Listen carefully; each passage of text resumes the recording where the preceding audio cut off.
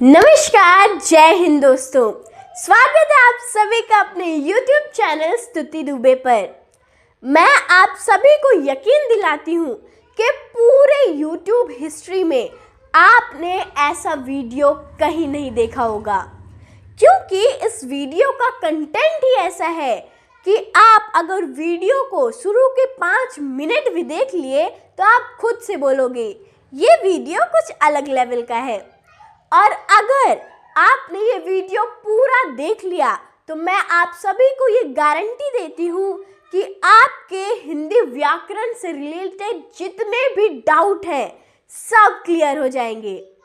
आप एग्ज़ाम में टॉप करेंगे, क्योंकि इस वीडियो में मैं आपको बताने जा रही हूँ कि हिंदी व्याकरण का पेपर कैसे बनता है और आप उसे कैसे बड़े ही आसानी से सॉल्व कर सकते हैं।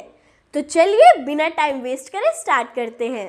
तो चलिए दोस्तों, आज हम जानेंगे कि हिंदी को कैसे पढ़ते हैं, एग्जाम में हिंदी का पेपर कैसे बनाया जाता है, उसका पैटर्न क्या होता है और कैसे हम लोग एग्जाम हॉल में हिंदी के पेपर को एकदम इजीली हैंडल कर सकते हैं।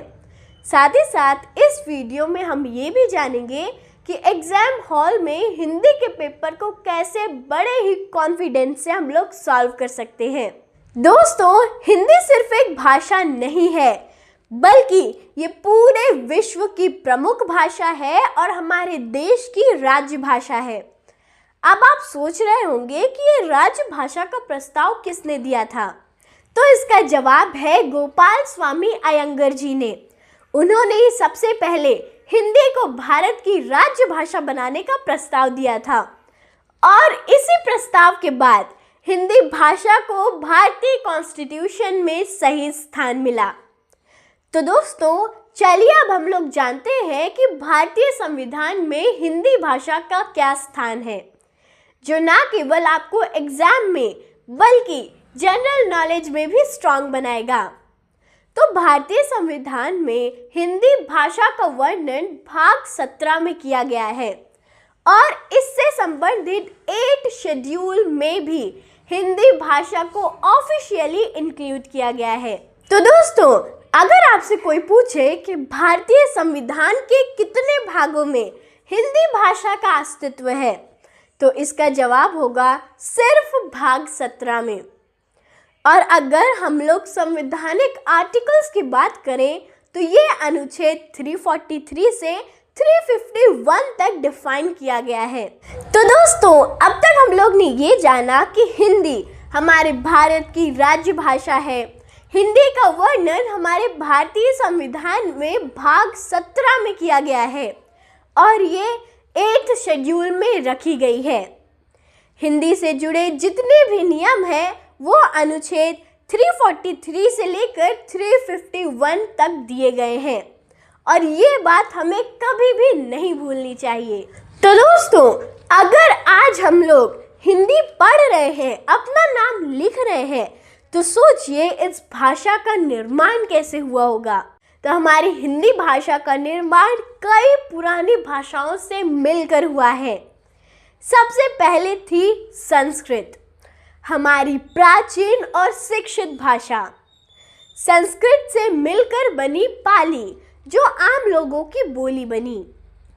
पाली से विकसित हुई प्राकृतिक, जिसमें क्षेत्रीय बोलियां शामिल थी।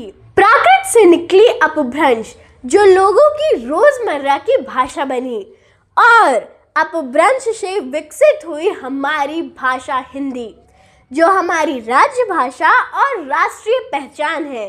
तो दोस्तों, मान लीजिए कि अब आपके एग्जाम में एक क्वेश्चन आया, हिंदी भाषा के विकास का सही क्रम कौन सा है, तो उसमें आप सबसे पहले ऑप्शंस को देखिए और उसमें देखिए कि कौन से ऑप्शन में हिंदी एकदम लास्ट में है। क्योंकि हिंदी हमारी मॉडर्न लैंग्वेज है तो ऑब्वियसली उसे लास्ट में होना चाहिए। अब जैसे कि ऑप्शन बी और डी में हिंदी एकदम लास्ट में है, तो ऑटोमेटिकली ऑप्शन ए और सी रॉन्ग है। तो दोस्तों, अब देखिए कि पाली के बाद क्या आता है। पाली के बाद प्राकृत आता है और प्राकृत के बाद अपभ्रंश आता है और अंत में हिंदी आता है। तो इसमें ऑप्शन बी सही है, क्योंकि ये एकदम करेक्ट क्रम में दिया है। पाली के बाद प्राकृत, प्राकृत के बाद अपभ्रंश और अंत में हिंदी। ऑप्शन डी गलत है क्योंकि इसमें पाली के बाद अपभ्रंश आ गया है। तो आप इसी ट्रिक से इस क्वेश्चन का आंसर बहुत ही इजीली निकाल सकते हैं। तो दोस्तों, अगर हम कोई भी भाषा पढ़ना या फिर लिखना चाहते हैं तो उसके लिए लिपि बहुत ज़रूरी होती है। अगर हमें लिपि नहीं आती है तो हम कोई भी भाषा पढ़ या फिर लिख नहीं सकते। जैसे कि हिंदी भाषा की लिपि है देवनागरी, ये तो हम सब जानते हैं। उर्दू की लिपि है फारसी, अंग्रेजी की लिपि है रोमन और नेपाली की भी देवनागरी ही है। पंजाब की लिपि है गुरमुखी। ऐसे ही हर भाषाओं की अपनी अपनी लिपि है जिससे हम लोग उस भाषा को बोलना, पढ़ना या फिर लिखना सीखते हैं। दोस्तों, हिंदी भाषा की लिपि है देवनागरी। इसे नागरी और वैज्ञानिक लिपि भी कहा जाता है। और हाँ, हमेशा याद रखिएगा कि देवनागरी हमेशा बाएं से दाएं लिखी जाती है। देवनागरी लिपि की एक खास बात है शिरोरेखा। ये वो लाइन है जो हर अक्षर के ऊपर खींची जाती है। इससे शब्द जुड़े रहते हैं और पढ़ने में आसानी रहती है। इसे वैज्ञानिक लिपि इसलिए कहा जाता है क्योंकि हर ध्वनि को हम लोग सही तरीके से लिख सकते हैं। इसके अक्षर के नियम और उच्चारण निश्चित होते हैं। तो दोस्तों, अब हम लोग जानेंगे देवनागरी लिपि कैसे विकसित हुई और इसका इतिहास क्या है। तो जैसा कि हम सब जानते हैं कि भाषाओं की जननी संस्कृत को कहा गया है और लिपि की जननी ब्राह्मी लिपि को कहा गया है। ब्राह्मी लिपि का सबसे पहला उल्लेख अशोक की शिलालेखों में मिलता है। धीरे धीरे समय के साथ ब्राह्मी लिपि से और भी बहुत सारी लिपियां विकसित हुई, जिसमें से एक नागरी लिपि भी थी।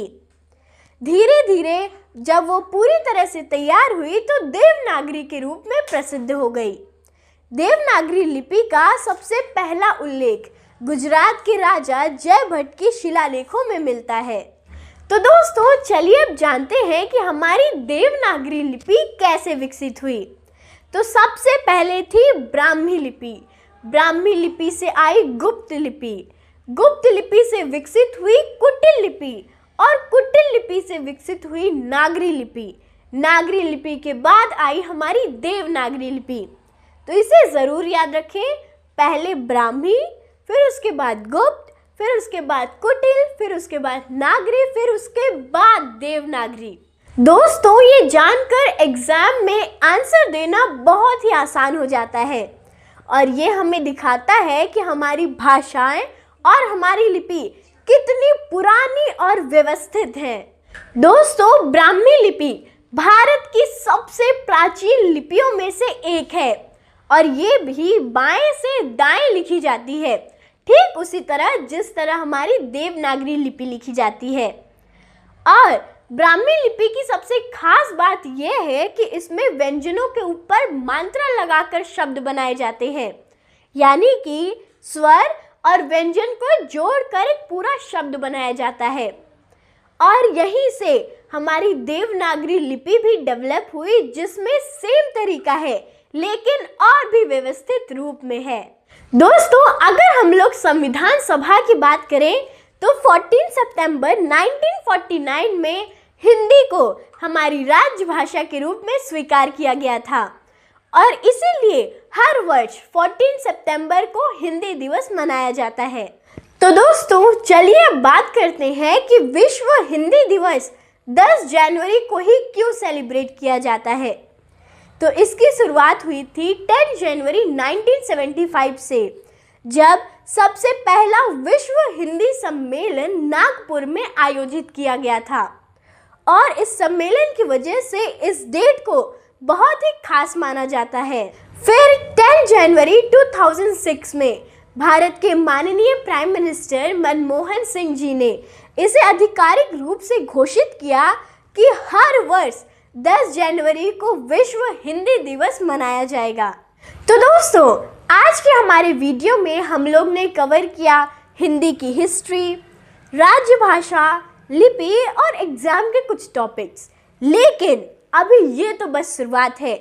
हमारे नेक्स्ट पार्ट में हम लोग हिंदी ग्रामर के ट्रिकी टॉपिक्स, एग्ज़ाम के कुछ बेसिक टॉपिक्स और वरमाला के बारे में जानेंगे। तो अगर आपको आपके एग्ज़ाम में टॉप करना है तो हमारे नेक्स्ट वीडियो को बिल्कुल भी मिस मत कीजिएगा। एंड तक ज़रूर देखिएगा और सब्सक्राइब करना मत भूलिएगा। साथ ही साथ बेल आइकन को भी हिट कर दीजिएगा ताकि आपको नए नए नॉलेज की अपडेट्स मिलती रहे। तब तक के लिए जय हिंद, जय भारत।